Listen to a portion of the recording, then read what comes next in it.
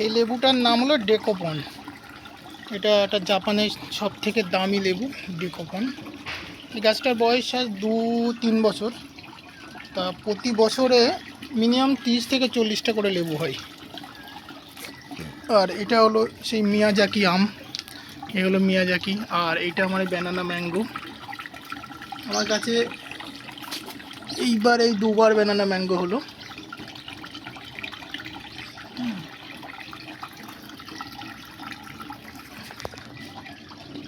মানে গাছে ফল দেখতেই ভালো লাগে একটা। আর এটা হলো আমার ডালিম। কুল গাছ, কুল গাছে আমি এবার ডাল কেটে দিয়েছিলাম, আগেরবার প্রচুর কুল হয়েছিল, আবার নতুন করে কুল গাছে ফুল এসছে। আর এটা আমার ডালিম গাছ, ডালিম গাছে প্রচুর আমি ডালিম পাই। আর এটা হলো রেড, মানে লাল পেয়ারা যেটা বলে।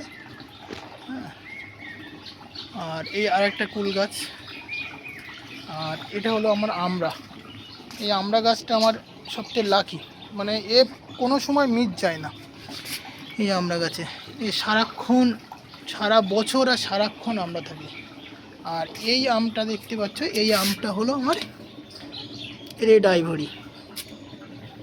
এই যে রেড আইভরি, এই কালারই যেমন আর গাছে আমও হয়ে ধরে। এটা প্রতি বছর আম দেয়, মানে এইটুক টপে এই গাছে মিনিমাম 8টা-10টা করে প্রতি বছর আম থাকে। আর এটা হলো আমার আপেল গাছ। ফুল এসেছিলো এবার, কিন্তু আপেল দাঁড়িয়েছিল, গুটি ঝরে গেছে। আর এটা ব্ল্যাকবেরি, লম্বা যে ব্ল্যাকবেরি। এটা হলো সাদা জাম। এটা একটা পেয়ারা, এটা খুব ভালো, আমি জাতটা বলতে পারবো না, কিন্তু খুব বড় হয় আর ভিতরে কোনো দানা নেই। আর এটা হলো কাশ্মীরি, সরি, এই চাইনিজ কমলা। এ প্রচুর ধরে আর এত মিষ্টি, মানে ভাবা যায় না। এইবার দেখো, এইবার গাছটা মানে ভরে গেছে গাছে। এই হলো আমার রেড জামরুল, প্রচুর হয়েছিল, খেয়েছি আমরা, কিছু পাখিতে খেয়েছে আর কিছু আমরা খাওয়া বলে জাল দিয়ে ঢেকে রেখেছিলাম। আর এই একটা হলো আমার সুইট লেমন। সুইট লেমন এবার হয়নি, গাছটা খুব মানে মরে যাচ্ছিলো, তা গাছটা বেঁচে গেছে। আর ছাদে একটা পুঁইশাক গাছ লাগিয়েছি, এটা হলো আমার ছাদের পুঁইশাক গাছ। আর এই হলো আমার কামরাঙা। কামরাঙা গাছটা সামনে থাকে, তাই পুঁইশাক গাছতে ঢেকে গেছে বলে, কিন্তু এবার প্রচুর ভিতরেও দেখছি প্রচুর কামরাঙা হয়েছে। এটা আমার লিচু গাছ, আমি এখনও লিচু পাইনি।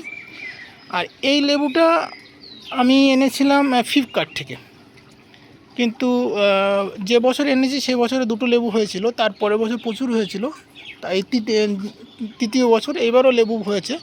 লেবুটা খেতে মানে একেবারে টক, মিষ্টি বলবো না, অল্প মিষ্টি, কিন্তু ভালো খেতে আর খুব রস। আর এটা হলো 12 মাসি আম, কাটিমো না, এই অল টাইম ম্যাঙ্গো। এই অল টাইম ম্যাঙ্গোতে আমার এবার আম হয়েছে, পেকে পেকে পড়ছে আর আমার বাবা নিয়ে যাচ্ছে। আর এইটা হলো নাগপুরি অরেঞ্জ, যেটা কমলা বলে।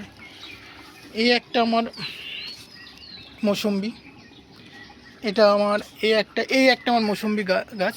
এই মৌসম্বিটা আমি কোনো বছরে মিস যায় না, বছরে 2বার হয়, প্রচুর হয়। এবারও হয়েছে, এবারও গাছটা ফলে ভরে গেছে।